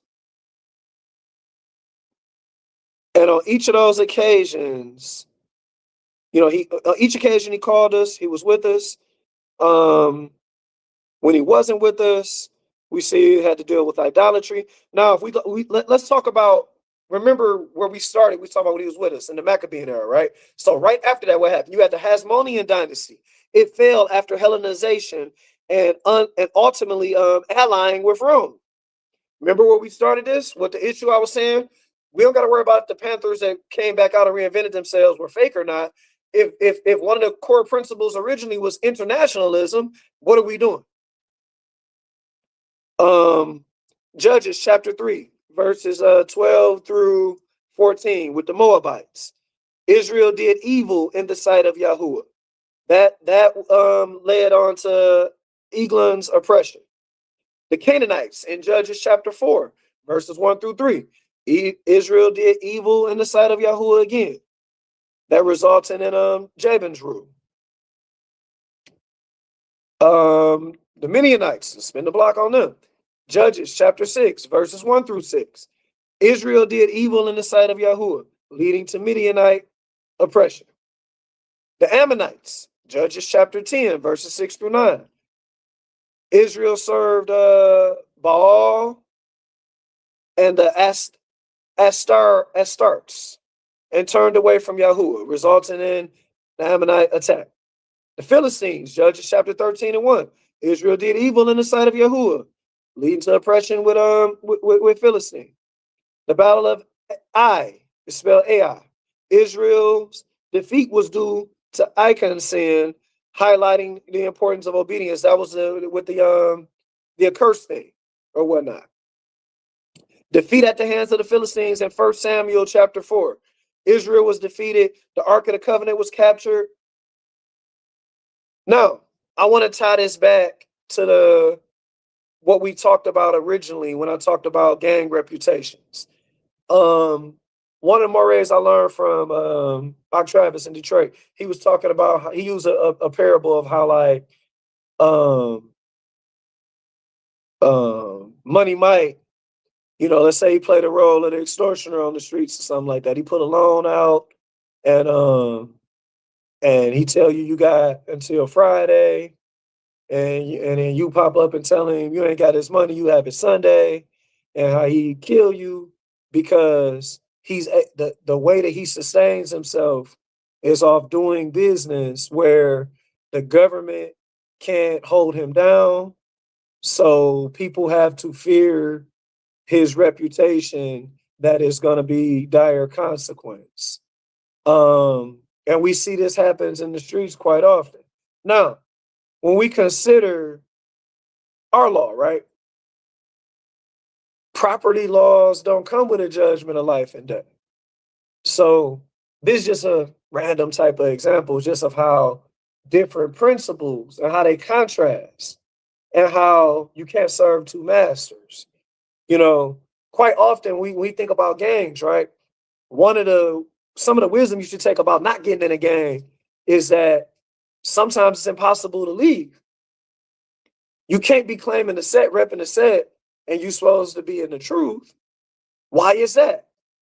First of all, they might not want you to leave because with the blood that's been shed, the pictures that's up, the representation that's put out there that you're associated to, you're now held to a different dogma, a different standard that now may compromise the standard you're trying to forgive. You're dealing in business with people that are held accountable to Torah standards where it's a financial restitution and that sort of thing. They want to put somebody to death. They perceive you to bring weakness on them now. They may kill you before you had an opportunity to get out because they're holding down their reputation. They're serious about what they're representing. Now, are we serious about what we're representing? Because in that example with the man of Elohim, the Most High showed that before his reputation is compromised, he's going to kill you. So we should remember this principle in a number of things. A number of our people that we may minister to or whatnot, and they're not listening, they still in the streets, and they get swallowed up by the beast system. It's interesting. Lil Wayne got a song called Abortion. I see you with your palms in your pants, but me, I had the world in my hands. I'll make it spin on my finger. I'm a critical thinker. In the belly of the beast, and she want to have an abortion. The whole concept of this, that whole thing, right? One that, because you got to think, if you're going by the mind instead of the feelings, the mind, something you get the most out of your whole mind, your whole heart. You're not just gonna pull things to memory, and all you're getting, you're gonna get understanding. You're gonna apply your whole mind and be a critical thinker. You're gonna be a producer in the world, not a product of it. Being of the world, being in the world, much like how we think of a woman in whoredom that's out here looking to have a good time. Remember, whoredom, fornication, a good time minus the love. Remember the manipulation, the rebellion, the stubbornness, the witchcraft. I want the result, the outcome, without putting into it what's supposed to put into it. Abortion, meaning like, okay, you're in a body that's designed to kill the life inside. So I'm saying that to say, when we see this system deal with somebody living unlawful, unjust, we can't think according to the flesh like, oh, let me defend that. Because we were told to come out of her. So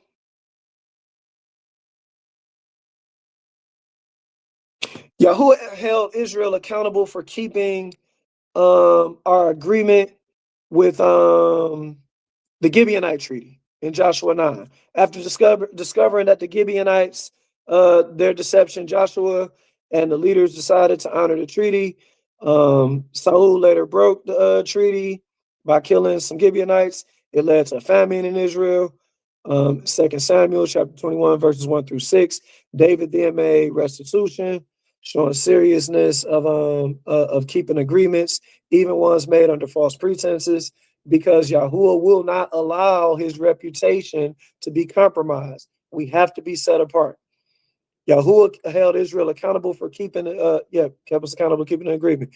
In closure, I want to say we can't go to war on behalf of all our kinsmen simply because they seem right in their earthly causes, because our unearthly power may be executing judgment for unseen sin. I mentioned last week how George Floyd was an example of this.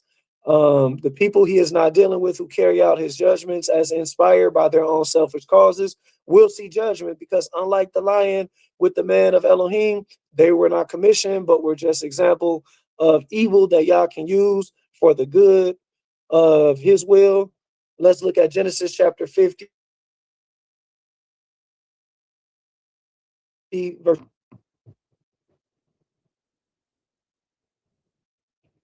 But as for you, you thought evil against me, but Elohim meant it unto good, to bring to pass, as it is this day, to save much people alive. The evil that will be judged, and let's look at that too, by the way, because it will be judged. Jeremiah chapter 4, verses 7 through 9.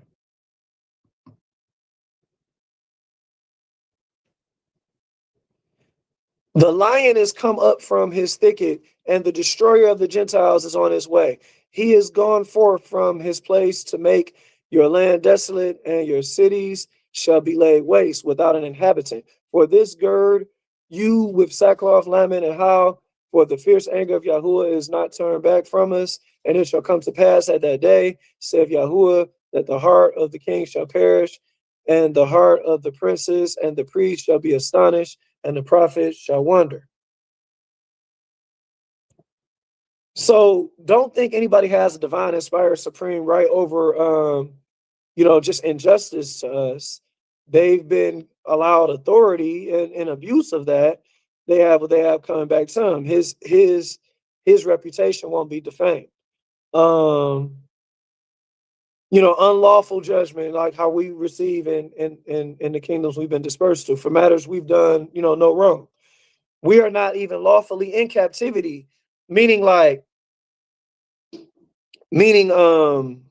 when we look at a lawful sense of servitude, according to the labor laws in Torah, it comes with a time of redemption. Remember, he said nobody would buy us. That word translates to redeem. Like, it wasn't a lawful sense where we would be redeemed out. So, according to a number of other precepts, like, we can see, like, it's not like a lawful handling where the table's just been turned. They led by good example. So, according to what the curses would be like in the captivity, the laws show what's lawful rulership versus abuse. So, whether it's rigorous or gentle. So, even though a license was given to rule some with rigor, if we had time, we can go over it in a Torah portion, or we could do it another time or whatever. But that has to do with having a concern for liberation, as we would say, financial freedom, and then generational wealth, not a sense of being oppressive and physically abusive, because we're told not to oppress anyone. So that difference of concern for the heathen varied with the concern he had for us, because he called us to be a sovereign people, his servants particularly. He didn't call us to build anybody else's wealth. So despite that part, I'm saying the cruelty in the form of the abuse or whatnot, it's laws that divide how to govern your situation, and just actually abusing somebody. They broke all of those with us. Let's not forget that. So the difference in what is commanded in 1 Peter 2:18 and being under attack. 1 Peter 2:18 says this.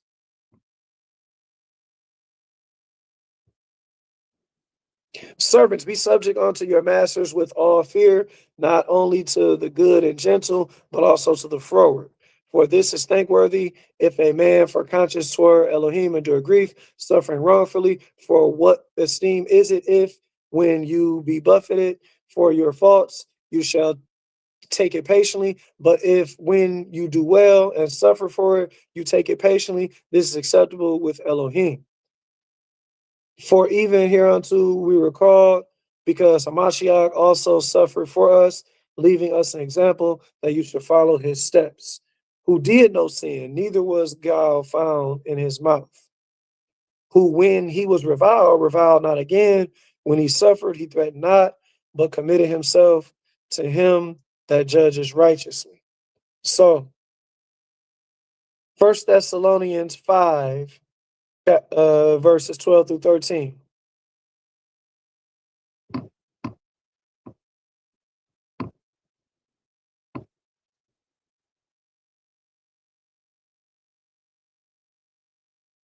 And we beseech you, brethren, to know them which you labor. And we beseech you, brethren, to know them which labor among you and are over you in Yahuwah, and admonish you, and esteem to them very highly in love for their works' sake, and be at peace amongst yourselves. We have to know those that we labor amongst, because if we don't, we run the risk of some of the accounts that we just discussed, where you're inheriting someone's judgment because you didn't realize that they were in sin, or you didn't realize their character. You didn't keep law and ensure that they were faithful and not fearful. So this reinforces the importance of marriage and covenant relationships, where we are accountable to one another to know what's up. This goes with the commandment to be evenly yoked in 2 Corinthians 6:14. It's not just protecting us from one another, but ensuring Yah is with us in protection against outside attacks. We have the right to protect ourselves, our family, our businesses, our assemblies, whoever we are binded to in covenant relationship with the Father and Son.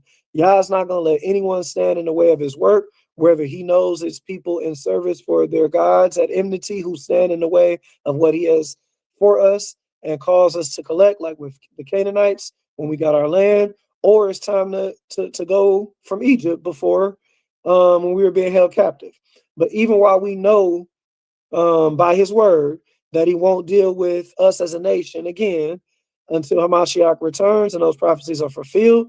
As long as we are on purpose about our missions as individuals, families, communities, upon threat of rendering to any of us by whatever like identity of self, family, or community that is covered by the blood of Yahushua, the Father is not going for any unlawful plays around on us, and we can pretty much walk in confidence and self-defense that He'll be with us. I want us to look at something about that because 1 Kings chapter 8, verses 46 to 51, it speaks about how it's not talking about the time to come that we're not in yet as a nation in its entirety. It's talking about us where we at practically right now as far as still being in our land of captivity.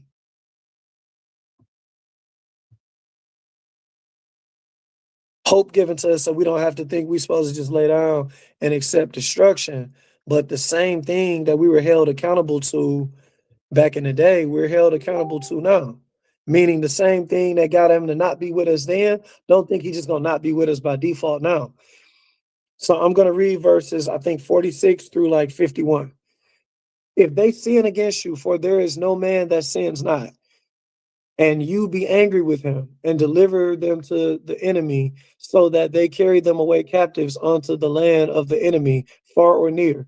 Yet if they shall bethink themselves in the land whether they were carried captives and repent and make supplication unto you in the land of them that carried them captive, saying, we have sinned and have done perversely, we have committed wickedness, and so return unto you with all their heart and with all their soul in the land of their enemies, which led them away captive, and pray unto you toward their land, which you gave unto their fathers, the city which you have chosen, and the house which I have built for your name. Then hear you their prayer and their supplication in Shamahim, your dwelling place, and maintain their cause. And forgive your people that have sinned against you, and all their transgressions wherein they have transgressed against you, and give them compassion before them who carried them captive, and they may have compassion on them, for they be your people and your inheritance, which you have brought forth out of Egypt from the midst of the furnace of the iron. He reminded us that he brought us out of captivity before. This is something to give us hope while we find ourselves placed in our lands of captivity, that while if you're pledging peace in the first place, if you're trying to live peaceable with all men if possible, you're walking to obedience, you're being a light amongst the Gentiles we've been scattered amongst. You may, now granted, remember, you in the belly of the beast, you of this world, his judgment's going to still be carried out. They're not going to judge you lawfully. They're going to be cruel and all that to you. You may find favor, though, here from those that you've been oppressed from. Now, it's not a guarantee, but in the event that you're not, we know that he'll be with us because we see forgiveness being shown to us here. We see compassion being shown to us here before those that would be our enemies. So that could work either way. Either they be with the program or they're gonna have to, or they would have to live then lay down. But the fight starts within in the first place. And then when you're attacked and what you're doing in your service after you've overcame your flesh, then all bets are off. Now I wanna take us out on a clip because we have an example, a miraculous example during slavery with the prophet Nat Turner, as he was called. And this was one of the greatest revolts. However, it still didn't end slavery. However, he still got killed. Now, what can we identify? Anybody can raise their hand and respond. If you know Nat Turner's story, where was he coming up short at for Yahuwah to not be with it? Because I believe he was with it to the extent that he was with it to show us what through the Spirit brought forth in this lesson this evening, which is all of the miracles not over in the Bible.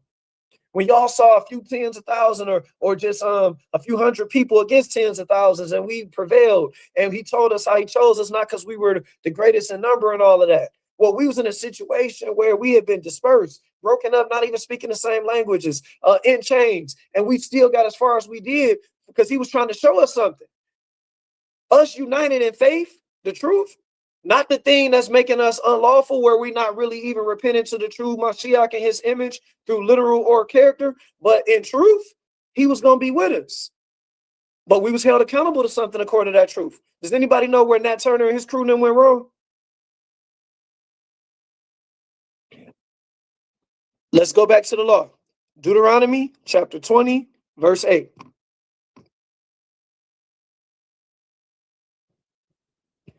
And the officers shall speak further unto the people, and they shall say, what man is there that is fearful and faint-hearted?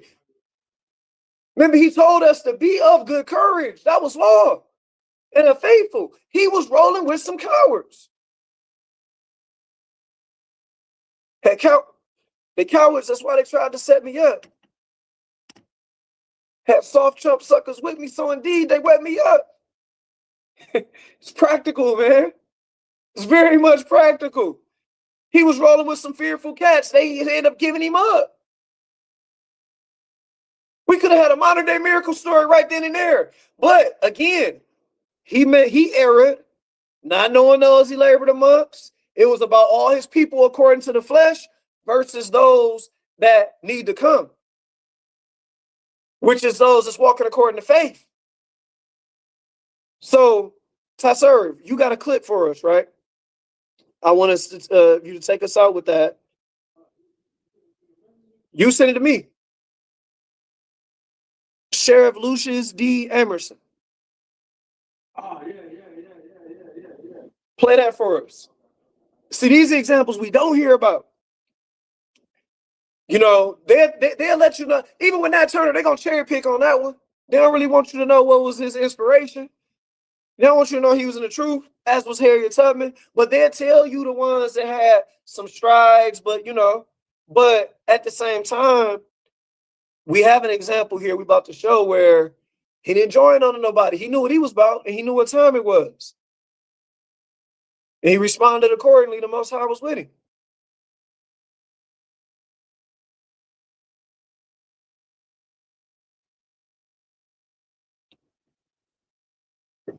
We opened this talking about a fake Panther chapter that was trying to come out, and how the original Panthers were outlawed as a black nationalist group that they thought were posed a terrorist threat. But they got white nationalist groups like the Ku Klux Klan, whose capital is in the northern peninsula of Michigan. I'm from Michigan. I'm from Southeast, though, like, you know, Detroit, Michigan. I'm from Detroit, downtown Detroit, Michigan, east side. They from Upper Peninsula. They still able to walk around, you know. But despite the horrific crimes against humanity that they've committed against our people.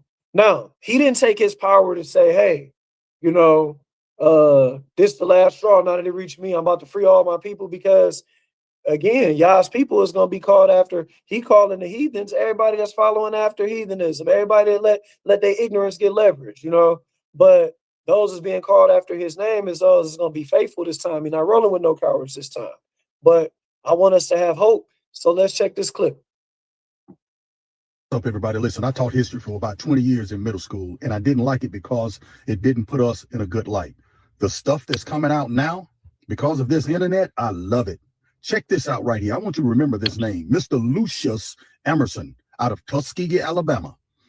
They're not going to mention Tuskegee, but they will tell you it was Macon County. Macon County is Tuskegee, Alabama. Check this brother out. He's nothing but the truth.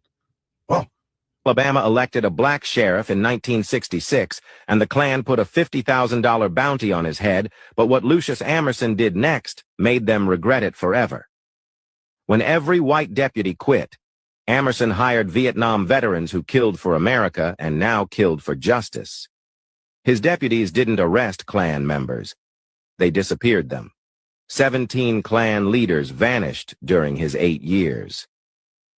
Must have left town, Emerson would say. The FBI investigated, but every black person in Macon County stayed silent. When the Klan shot up his house, 2 Klan families' barns mysteriously burned. When they bombed his office, 3 Grand Dragons got found floating in the river. He turned their terror tactics against them. White folks stopped wearing sheets real quick when the hunter became hunted. Alabama erased him from history books because he proved black power could destroy white supremacy. The Klan offered $50,000 for his head, but lost 20 members learning why you don't threaten a black sheriff with nothing to lose. Google won't show you this truth. Hey, what's up, everybody? Listen. All praises to the Most High. So, you know, that situation there speaks for itself. That situation there speaks for itself. War was waged.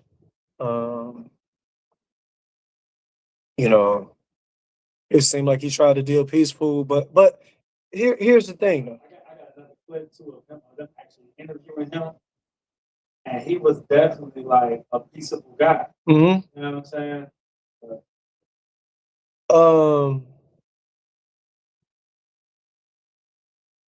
Hold on. Go back to my notes.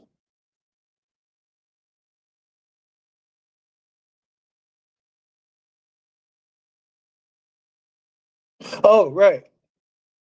Let's not overlook. What was his occupation again? Sheriff. Okay. Remember what Abraham had going on in his house?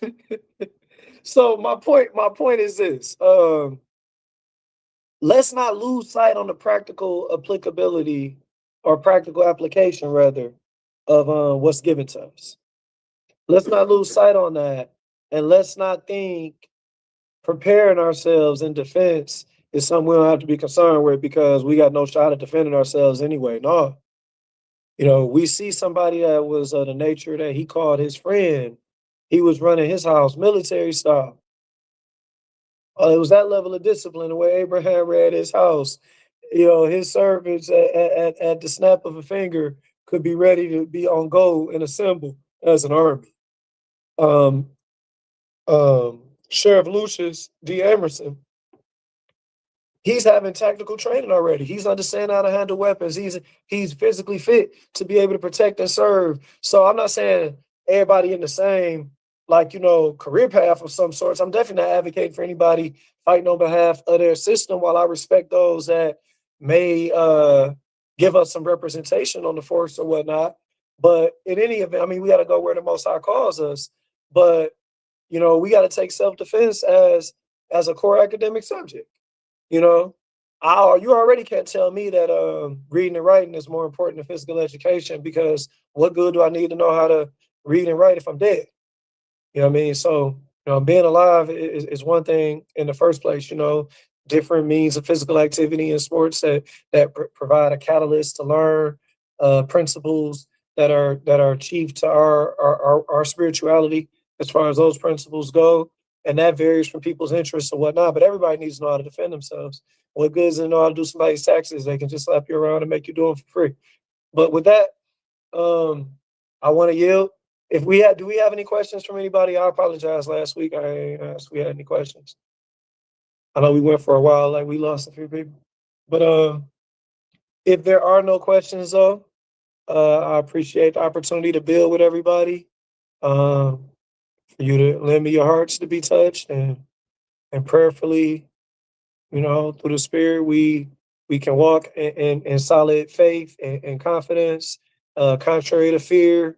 We can have a certain peace amongst us, and a certain self-esteem about us, and a certain self-awareness and identity in the body of Mashiach, with him being our head. So our identity coming from him, being called after the name of the Father, that we don't succumb to the wiles of the world and their peer pressure or their imagery or of what it means to be a man or to be strong, to be and being quick to wrath. But we can have that peace in us to be able to pledge peace, and we can still be sure of ourselves in the preparation that we've done. That we can be assured of ourselves in the preparation, not just practical in a physical sense, but spiritual in a sense of obedience. So whenever something comes to us, we know that we're ready. We know that we're on assignment. We know we're defending something that the Most High sent us to be on, that we're prepared as far as having been and taken his word on to know what it is, that we're not getting set up for the attack of the enemy to take us out, but being taken off from a false prophet or somebody that's speaking something that's contrary to his word, that we be his sheep, that we know his voice, that we get understanding in all our getting, that we know that to know him is to be obedient to him and his son, and that we can walk in that solidarity, that we can lock arms with one another, that we can be our brothers and sisters keeper, that we can ride for one another because we know one another and we got that same confidence in one another that we have in ourselves, to love our brother as ourselves, that one can't touch you just like I wouldn't let them touch me because I know you my brother for real. I know you my sister for real. I know that you ain't got it coming to you, and I'm going to have it coming to me for standing in the gap for it. So all praises to the Most High, Bashem Mashiach, Bashem Mashiach, Yahushua Ben Ka, Yahuwah Ruach HaKodesh. Till next time, y'all. I love you. Yeah. I just want to say one thing, man. To let me back off what Doc was saying. The main thing that we got to remember is like death has no power or authority over us. So you can't be afraid of death. You can't be afraid to die. You can't be afraid to lose your life for what it is that you believe in. Because the Most High even tells us in Revelations, I believe 13:7, that the beast is going to make war with the saints and even overcome some of us. But to be a martyr and for standing on business, to die for what you believe in, there is no greater honor, and there is great promises and reward for those who die in that state. So don't be afraid to stand up for what it is that the Most High is putting you to do. And even if it costs you your life, that moment is a reward to you, to be able to die for what it is that you believe. That's an honorable moment, and not many men in history will be able to share in that realm of faithfulness. So, man, don't let death discourage us. Don't let whatever, you know what I'm saying, the enemy may have, because that's really the only leverage that they got is death. You know what I'm saying? Once you get to a certain point in your relationship with the Most High. So we ain't afraid to die, man. We willing to put our lives on the line so that we can be considered faithful and stand before him and know that we went out on our shield. So be encouraged, thanks to the Most High. This is a blessing. This lesson has been a blessing.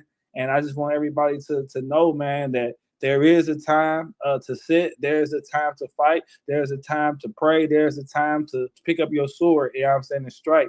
We just got to have a personal relationship with the Most High and make sure that we're not following after the devices of man, but we under the unction of the Ruach HaKodesh. So I love y'all. Y'all be blessed. Shalom.